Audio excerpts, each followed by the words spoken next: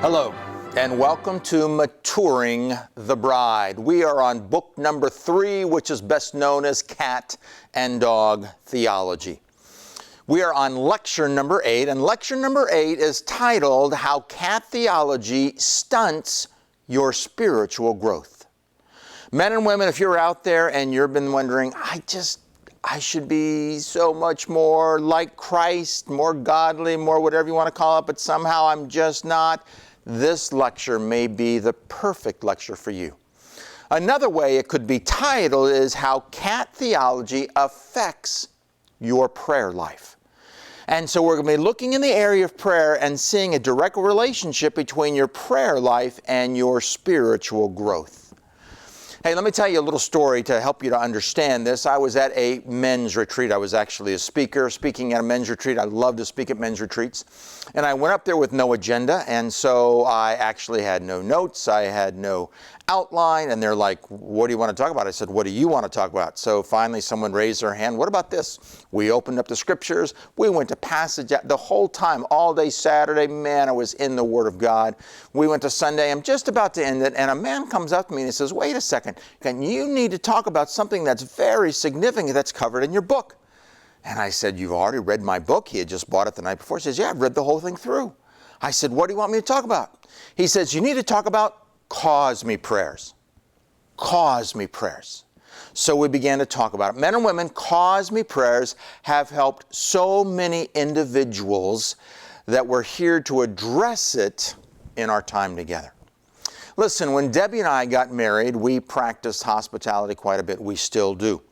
And the idea between hospitality is, hey, if couple A says, we'd like to have couple B over, usually it happens that couple B, as they're walking out the door, says, we had a wonderful time. Hey, we'd love to have you back over to our house sometime for dinner.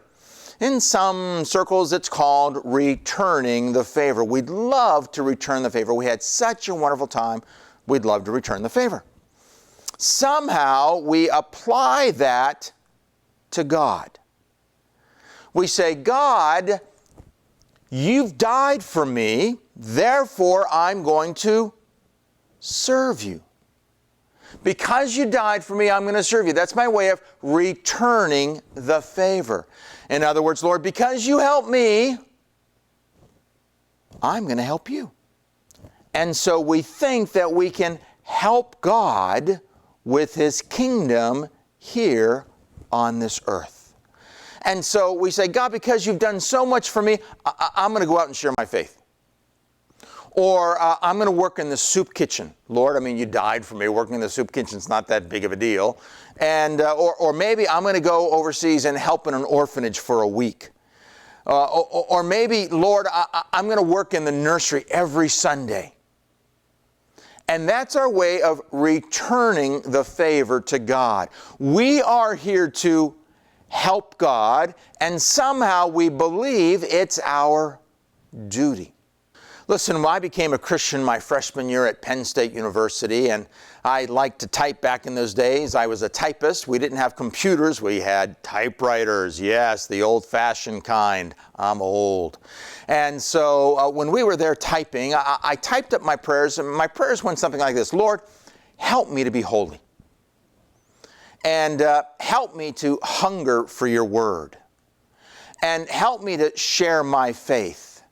And help me to understand the Bible. And all these prayers, I'd be crying out to God, Lord, help me, help me, help me, help me, help me. And one day, after having been praying, I don't know, for a year or 2 years, these prayers, I felt like God said to me, Bob, just what exactly are you asking me to do? And I said, Lord, what do you mean by that? What am I asking you to do? I'm asking you to help me. And he kind of said, yeah, but what does that mean?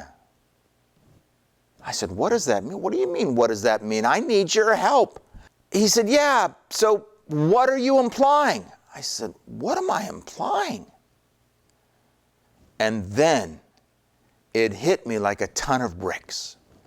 I was trying to live much of the Christian life in my own power and my own strength. I was trying to live the Christian life in my own power, in my own strength. I never would have put a percentage on it, but basically, Lord, I'm going to do 90%. I need you to kick in the other 10.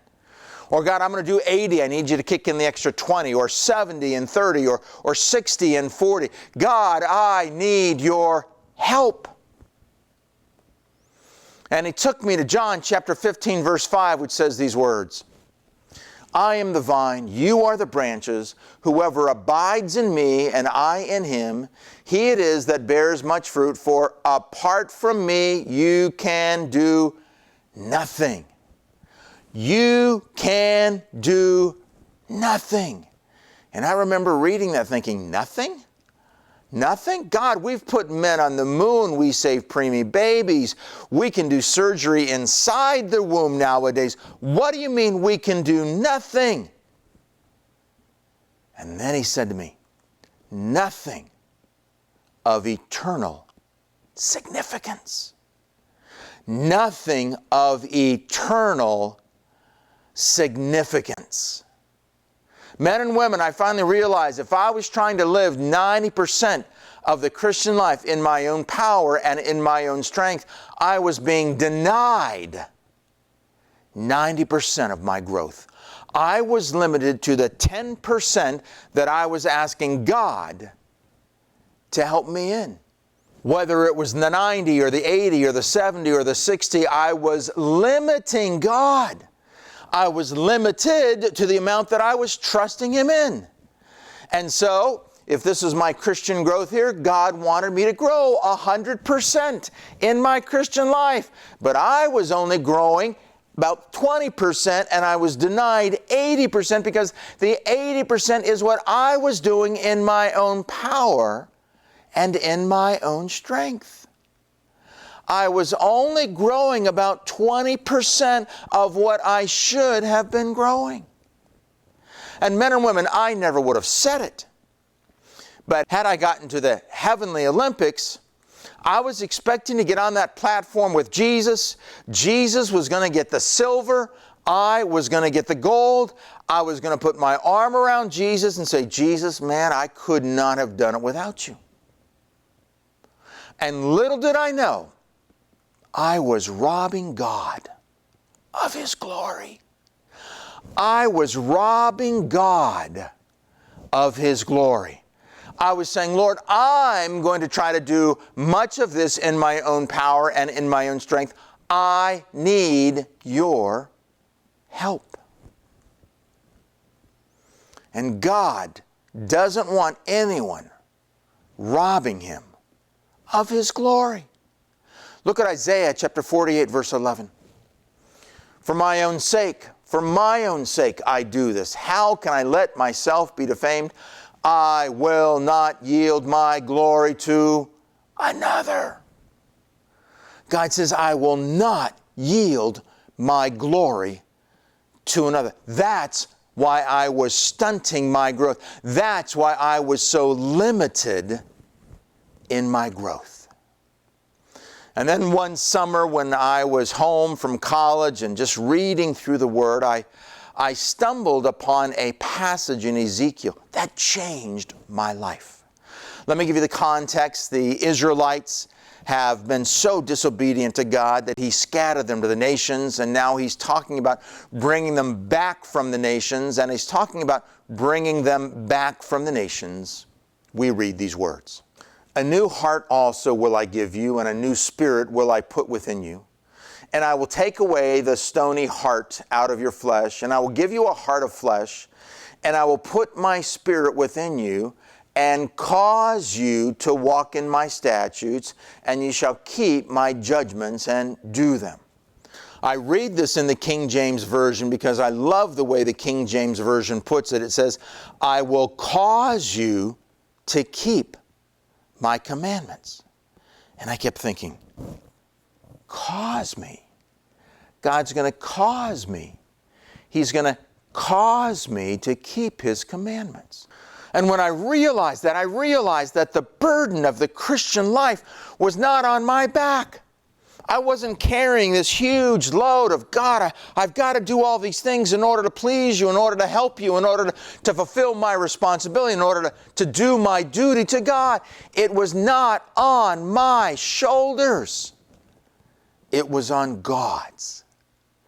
God was the one who was going to cause me to live the Christian life. This was God's responsibility. It wasn't my responsibility. And so I began to change my prayers. I retyped them praying, cause me prayers. Cause me to be holy. Cause me to hunger for your word. Cause me to share my faith. Cause me to understand the Bible. Cause me. And men and women, at that point in time, I began to realize I was 100% absolutely dependent upon God. That if I was going to grow, any growth that was going to happen in my life was there because God was going to put it in me. God was going to cause it to happen inside my life. I was 100% absolutely dependent upon God to grow. It was His responsibility. It wasn't mine. It wasn't mine. And I began to understand the words of Paul when he said these words, but by the grace of God, I am what I am. It's by God's grace that I've grown. It's by God's grace that I am spiritual. It's by God's grace that I reflect His glory. It's Him working inside of me, not me doing it. So, does this mean we get to be a spiritual couch potato? Does this mean all we've got to do is sit back and let God do it all? No. No, it doesn't mean that at all. We still have to go through the motions, but now when we go through the motions not striving it out in our own power, in our own strength, but we go through the motions saying, God, I need you.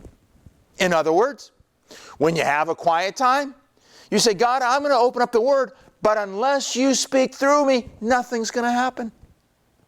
I could spend a half an hour and it could be dry, shredded wheat.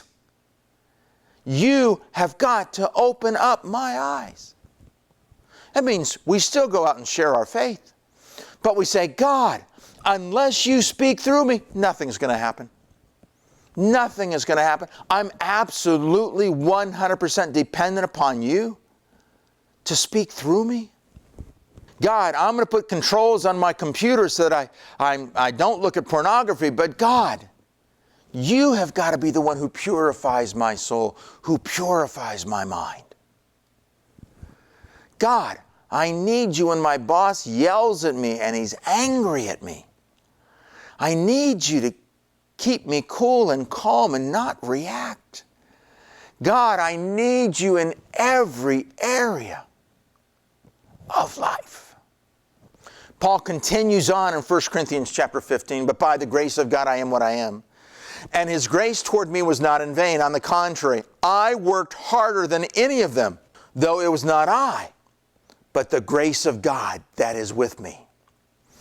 I worked harder than any of them. I still had quiet times. I still shared my faith. I still put controls on the computer. I still tried to love my boss and encourage him no matter what. I still did it, but it was God through me.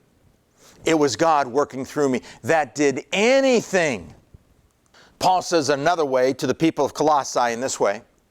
For this I toil, struggling with all His energy that He powerfully works within me. I'm toiling, but it's His energy. I'm going through the motions, but He's got to speak through me. He's got to work in me. He's got to change my heart. He's got to speak through me to others. I'm totally dependent upon God. Philippians, he says it this way. Therefore, my beloved, as you have always obeyed, so now, not only in my presence, but much more in my absence, work out your own salvation with fear and trembling. For it is God who works in you both to will and to work for His good pleasure. Work out your own salvation. Don't be a couch potato. Don't be a spiritual couch potato. Don't just sit there saying it's all God. No. Work out your salvation. Go through the motions. Do it. But it's God who works in you. It's God who's going to change your life. The burden, the onus, the responsibility is on you. He says, I will cause you to keep my commands. Look to God, be dependent upon God, and cry out, God, do more work inside of me. I need you more, Lord. I don't think I'm where I need to be. I'm going to rest in where I am, but I need you to do more. I need you to do more. I am 100% dependent upon you. And He'll act. He'll act. And men and women, this is for all areas of life. During my college days, I stumbled upon another verse that had a huge impact on me. I've been praying it for over 40 years. It's found in the book of Deuteronomy, and it goes like this. And the Lord your God will circumcise your heart and the heart of your offspring, so that you will love the Lord your God with all your heart and with all your soul, that you may live. The Lord your God will circumcise your heart to love the Lord your God with all your heart and with all your soul. When I read that, I began to realize, God, cause me to even love you. Cause me to love you. I'm dependent upon you, God, just to love you. I can't do it in my own power. I can't do it in my own strength. I was struggling, trying to love God more and more and more, but it wasn't working. And I realized I was doing it in my own power, in my own strength. And I finally gave that burden over to God. God, you've got to cause me to love you. And I've been praying that prayer for over 40 years. And this applies to all areas of life, even in marriage. Men and women, I married a babe. My wife was a babe. That's our wedding day. Obviously, I had more hair, time happens, things, but not my wife, man. She stayed the same. She's a beauty. And she was a babe. But one of the reasons I married her, not a primary, but one of the reasons I married her was I had a poor self-image. And I thought, if I marry this woman, people are going to look at me and say, man, you got a babe, you got a winner, and I could feel good about myself. And so this kept going through, but I began to find out in the first couple of years of marriage, I felt squeezed like a teddy bear. I mean, she was loving me so much. She's such a godly woman and such an amazing woman, loving me tremendously. I felt so squeezed like a teddy bear that I wanted to get out. I wanted out. I didn't want a divorce, but something was wrong, and I just felt like I needed out of the relationship. And that's when I discovered that I needed to pray, God, cause me to love my wife. Cause me to love my wife. I didn't think I was supposed to pray a prayer like that because I thought I married my wife because I loved her. But I found out as marriage went on, marriage is tough. It's not easy. And it got hard. And I began to find myself wanting to push away and get away from it. And that's when I realized I was trying to love my wife in my own power and in my own strength. And I needed to get down on my knees. I needed to humble myself before God. And I began to pray, Lord, cause me to love my wife. Cause me to love my wife. It seemed so unnatural, but now I had to do it. I've been doing that, men and women, for easily 35 plus years. And you know what? I find it's like a roller coaster. The more I pray it, the more I fall in love with my wife. The more I fall in love with my wife, the less I pray it because things are going well.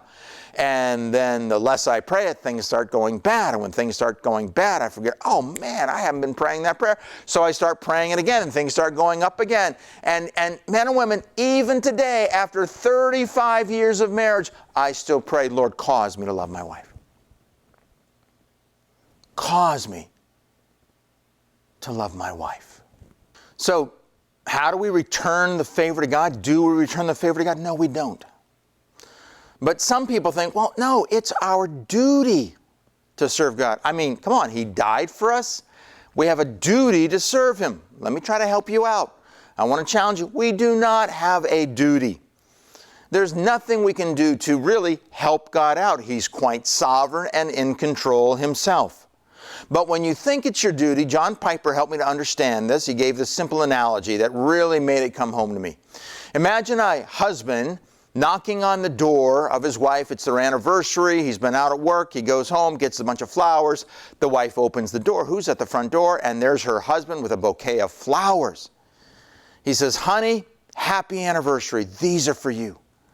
And she says, oh, honey, I love it. Thank you so much. Why did you do this? And he says, it's my duty. Oh. Stand back, young man. You're about to get slapped in the face. No woman wants to be loved out of duty. They want to be loved for who they are. Men and women, it's the same with God. We don't serve God out of duty. We serve God because we love Him, because we want His kingdom to be advanced, because we're in love with His kingdom. We know it's good, it's healthy, it's right. We want others to know it. We are not to serve God out of duty. Don't think you're supposed to serve Him out of duty. It doesn't work. You get back into a powerless Christianity, trying to do things in your own power and in your own strength, and you're going to fail miserably. What do we do? I love Psalm 116 and the way it puts it. What shall I render to the Lord for all of His benefits to me? In other words, how shall I help out God? What's my duty for all the things He's done for me? We go to the next verse. I will lift up the cup of salvation and call on the name of the Lord. I will lift up the cup of salvation and call on the name of the Lord. Men and women, you know what that means? It means this. When God has you over for dinner, you say, hey, thanks for the dinner, God. Listen, can I have breakfast tomorrow morning? Is that okay? And then you go and God serves you breakfast and you say, Lord, thanks for breakfast. Would you mind, could I have lunch today? Could you serve me lunch? Lifting up the cup of salvation, calling upon the name of the Lord. And after lunch you say, Lord, thanks so much for lunch. Lord, could I have dinner again tonight? Is that okay? Calling upon the Lord over and over and over. Men and women, if you did that with your neighbors, if you said, hey, thanks for dinner. Hey, do you mind if we come over for breakfast tomorrow? They'd say, what are you talking about? And hey, how about lunch? You would wear your welcome out. But with God, you never wear out your welcome with God. He's always happy to have you call upon Him again and again and again and again and again. And men and women, not only in the big areas of learning to love your spouse or to be able to cope with work or in the big areas, but even in the little areas of life. Even in the little areas of life. Men and women, I speak all over. I've spoken all over this nation. I've spoken all over the globe.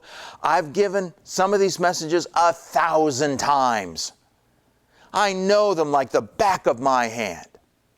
But every time I speak, I say, Lord, I know this talk.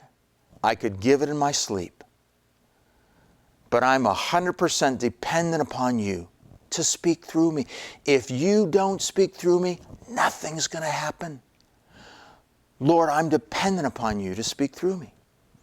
Or, Lord, I've driven down this road 1,000 times. I know how to get home. I know how to get to work. But Lord, guide me, lead me, keep me safe. Or, Lord, the kids, I need You to love my kids. Cause me to love my kids, especially when they're doing things that drive me crazy. Cause me to love my kids. So in the big areas, in the small areas, being absolutely dependent upon God.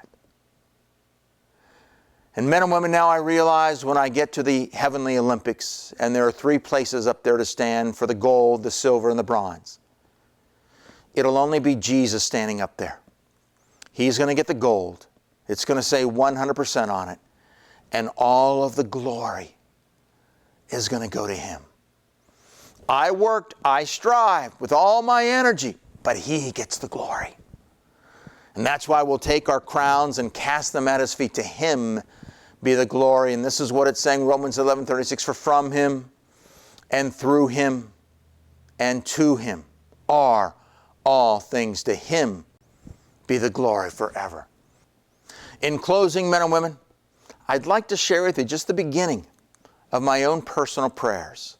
I have my prayers on my phone. It's in Keynote. Sometimes when I'm bike riding, I'll go along bike riding, looking at the phone, push it, next slide, I get my next prayer and I'm praying. I pray through my phone with my phone. But I want you to just see some of the prayers. Here are some of the prayers in my prayer life that I pray. And I've prayed some of these prayers for over 40 years. These prayers go like this. Lord, make my life supernatural. Oh, men and women, if people can explain my life away, I didn't do God very much justice. I want no one to be able to explain my life away. I want them to say it was only God. He lived a supernatural life. That's what I want people to say. First prayer, make my life supernatural. Next prayer, break me and make me the man of God you want me to be. Men and women, when I pray this prayer, I think of when I was young, I would get a pencil and put it between my fingers and I would snap it down on my leg and break it in two. And that's what I say, God, break me like that pencil, break me. Make me the man of God you want me to be. Lord, cause me to love you with all my heart, soul, mind, and strength. Lord, cause me to love you. I'm dependent upon you, God. I've prayed that prayer for over 40 years. I'm still praying it. Why? Because I can love God so much more. So much more. I'm dependent upon God to love me. Cause me to love Debbie. God, I need you. I don't want to go like the roller coaster. I want to be consistent praying, Lord, cause me to love my wife. And Lord, cause me to live with an eternal perspective. I want to live my life pouring into eternity, not pouring into these 80 years. And cause me to finish strong. I don't want to get, I'm 63, I don't want to get to 65 or 68 and do something dumb and stain God's name or stain God's reputation. I want to finish strong for His glory and for my good. And then help me to tell Debbie that I love her daily. She requested that. It was one of her requests. So I say, Lord, help me to tell her that I love her daily. Now, what happens when we slip and we pray, help me prayers? Lord, help me. Does God say, nope, sorry. No. Men and women, it's not the words you say, it's the attitude of your heart. Many times I'll pray, Lord, help me here, or help me do this. But God knows my heart. He knows I'm 100% dependent upon Him. Oh, men and women, I hope this helps you. Don't stunt your spiritual growth. Don't stunt your spiritual growth. Don't try to return the favor to God. Don't try to serve God out of duty. Look to God. Psalm 121, verses 1 and 2. I lift my eyes to the hills. From where does my help come? My help comes from the Lord who made heaven and earth. Look to God for your spiritual growth. Be 100% dependent upon Him. Well, I hope that was helpful. In our next time together, we're going to delve into music. And we're going to see how our worship songs have been affected by cat theology. You don't want to miss this one. Welcome to Maturing the Bride.